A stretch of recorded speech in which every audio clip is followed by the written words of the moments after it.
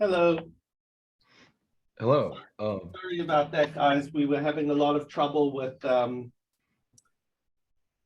the Zoom today. I had to log in some login information. So thank you for hanging in there. Oh yeah, I thought I was messing up something, and I just tried to log in. So here we are.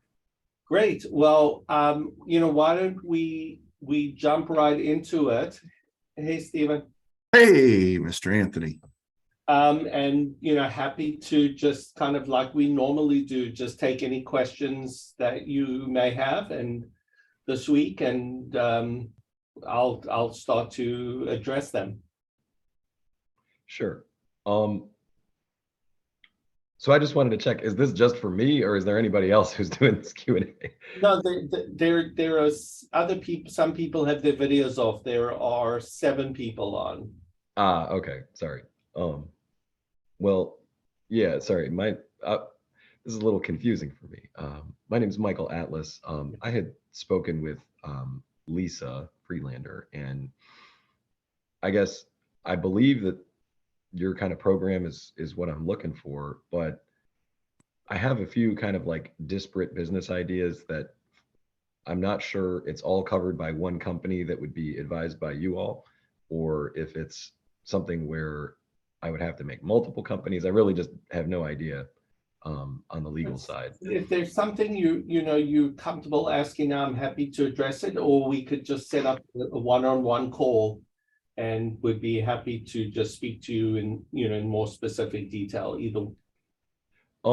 Well, I guess I had been emailing with Lisa about doing a call this coming, I think it was Monday or Tuesday, whatever the first was, and I wasn't sure if we had confirmed that. And then I'll check on that. I'll Yeah. check on that, and Sure. we can set something up. Okay. Well, yeah, as long as we can follow up on that, I'll Okay. let anybody else who's got questions go. Great, thanks, Michael. Anything today, Stephen, that you wanted to bounce off me or just ask about, or same with? No, I think I need to check back with Eric. Our trademark was listed publicly last month, and I think he said maybe 30 days to publication. So we may be there. All right, fantastic. Great. Anything, Jennifer or Catherine? Actually, I had a question about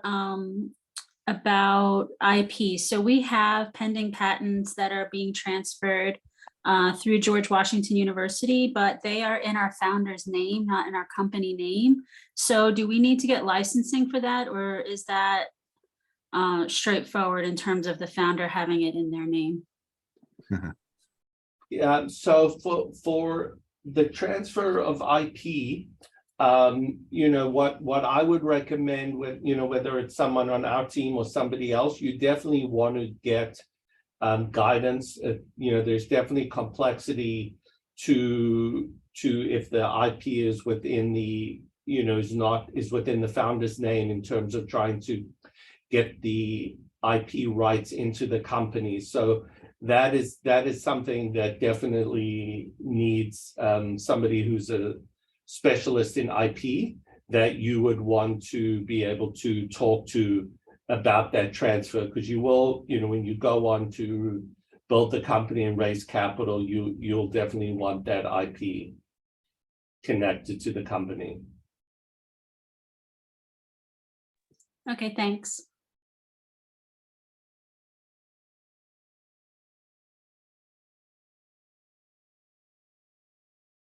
Great. Anything, Catherine? Hi, Anthony. So we got a chance to speak late last year, and I just got an email notification of this monthly meetings that you conduct. So I just wanted to get a feel of it. I don't have a question at the moment. You're able to answer most of the questions that I had that time. So I'm just happy to be here and just hear from others as well. All right. Yeah, today was a little bit unusual in that we had problems logging in. So a lot of people who had signed up just had dropped off. But generally the format is just an open forum to be able to ask questions. A lot of people have whether it's general business or some just high level questions about whether something is or isn't an issue or how they should be thinking about it. Mhm. And what we do is I will go through and answer and give feedback. So as I said before, today is a little different just in we had these issues that came up and a lot of people dropped off. But it's the goal of this is to have a place if you have some general questions that you're comfortable asking in a public forum that you would like to have addressed, and they cover both legal sphere and business sphere as well. Mm. All right, thank you so much. Well, what I would say is I apologize about the technical issues we had. We've been doing this for a long time now, and it's our first experience with that. But we do this every month. If people don't have a specific question today, then we can sign off, but I'm happy to, Michael will follow up with you and just confirm that we have something set up, and Stephen, I'll check in with Eric as well. And it sounds like everything is moving, but I have one question, Anthony. I've applied, and congratulations. I didn't realize you were one of the connectors on the Venture Race platform. That's really awesome to have people on there that we know. Do you have an average time? What is usually the processing time? Have you seen anything about after you connect right off to a connector? It depends on the way it works is once you're on that platform, if and you find a connector and you look at groups who may be interested, it's really the control of how long it takes and if you get connected is in the hands of the investors. Sure. Because they kind of will read through the profile and reach back, and if it's an introduction they would like to have made, then what they will do is put it through. It goes through the system. Yeah, I noticed the one lady on there. She's like the single contact for quite a lot of those. So I think, wow, she must be really busy. But then some of the others I've had referred already. So that's a good thing.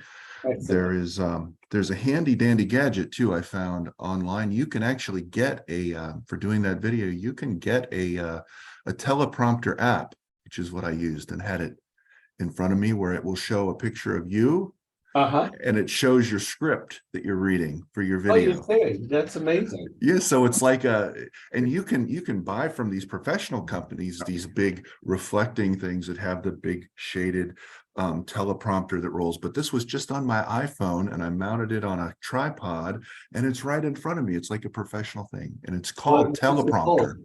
Teleprompter? And that's the brand name too, not just the category. That's a great, yeah, because there's more and more, we're seeing startups and there's more platforms where you can load in your pitch or load in your story. And, for some people to get that filmed and to have something that works that you can load up. So that's great to be able to share that. If you can just drop in the chat for other entrepreneurs who are on the call, See if I can find the link here for you.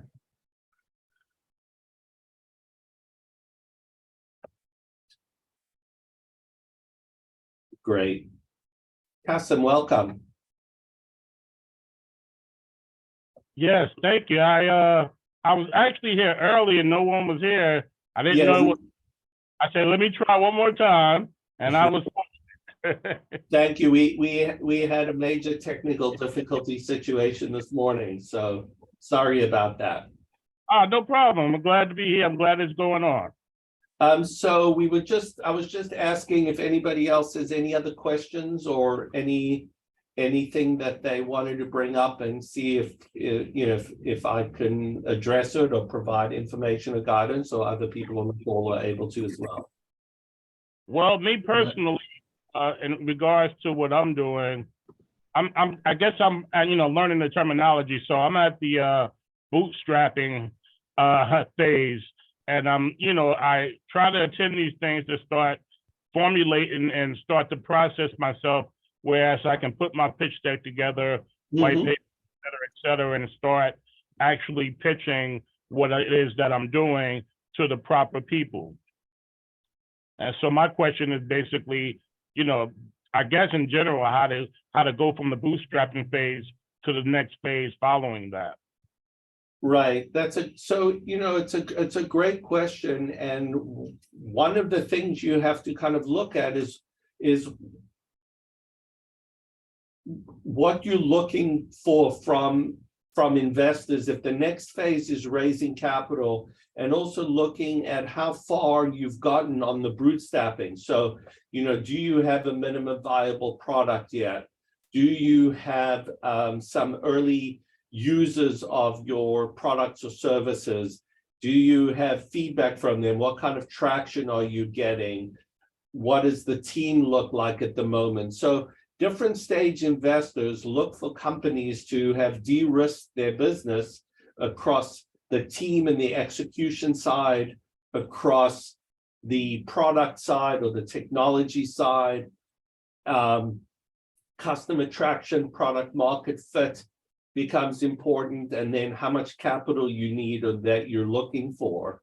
And so what you need to determine first is kind of where are you as a business along those core areas, and then what do you need money-wise to kind of get to that next big set of milestones that you're looking to achieve. And once you kind of know where you are now and what you're looking for, then you have to start to try to find investors who invest in the industry or market segment that you're in.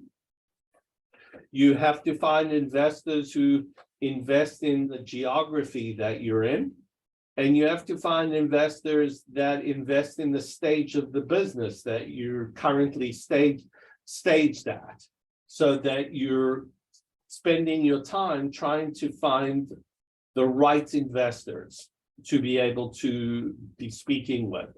And then you have to kind of look at your networks and different groups, your accounting firm, your law firm, your bank, your personal network, and other platforms that are out there that try to help connect people that could try to connect to see if you can have connections. The other thing that's become very popular is there are a number of really great accelerators that in essence take a company that's maybe at the bootstrapping phase, and if you can find an accelerator or one of the really strong accelerators that give you some capital, could be 50,000 or 100 or 150,000 sometimes, and they give you access to some services, and they put you through a program that helps you grow the company and work through some of these key areas around product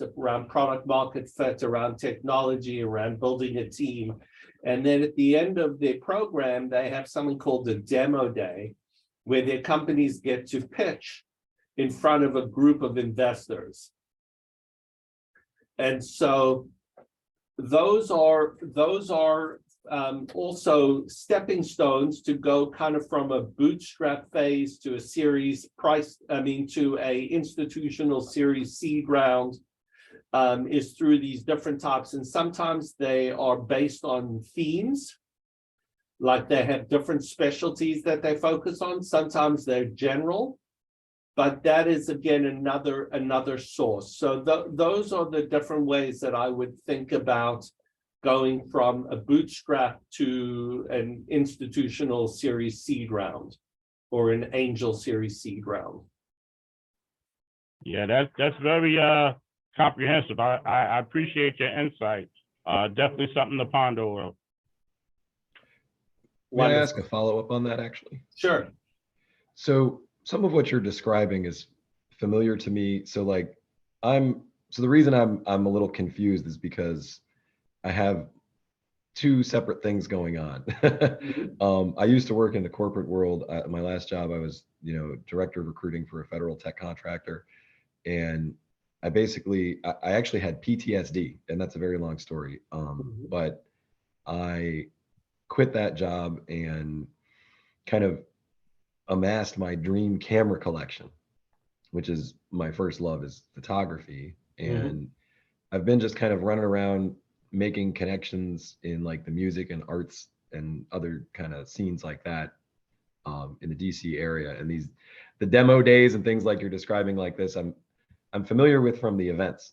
But like basically one of the big things that I had PTSD from was like getting into a business and employment and other arrangements where I wasn't comfortable, but it was the best I could manage. And, that was the best opportunity that I had come across that I thought would meet my needs, but it was just, all over the place. And I got I'm doing a lot better now. It's weird to say I have PTSD, but I actually had it. And so I took the time to kind of do the photography as a fully nonprofit thing.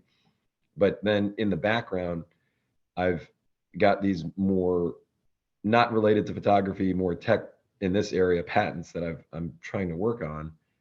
And I don't really fully understand like how to jump into this world. This is why I was trying to look for the guidance from Lisa. But it's just, I feel like the ideas that I have are more advanced than my ability to implement them, and looking for guidance there. All right, so that I'm happy if you want to jump on a call and just talk through some of them, and I can give you, you can get in a little more specifically around some of them, and how you turn something that's a passion and that you've been kind of doing not as a commercial business, and to try to figure out how to approach turning it into one. Happy to talk through that. And also, so like the photography and media side of it, I was kind of looking at that as being integrated with, or a marketing aspect of the more tech side of the business. And so they're related. It's just, I don't know, it's a little too disorganized in my head. I can kind of give the components, but as far as somebody to connect the dots and help me get it into a more concrete business idea or business plan, I have some ideas, but it's a little bewildering to me to be playing in this field, based on previous experience in recruiting and learning these companies from that side of it, to switching to being the actual idea person. Yes, I'll check in with Lisa and we'll follow up and get something set up. Perfect. Great. All right, so we're at the 11:30 mark. Again, I apologize for the late start today, but we will be doing this again next month. And thank you everyone for joining, and look forward to seeing those of you who attend next month then. Thank you so much. Sure, bye-bye. Thank you.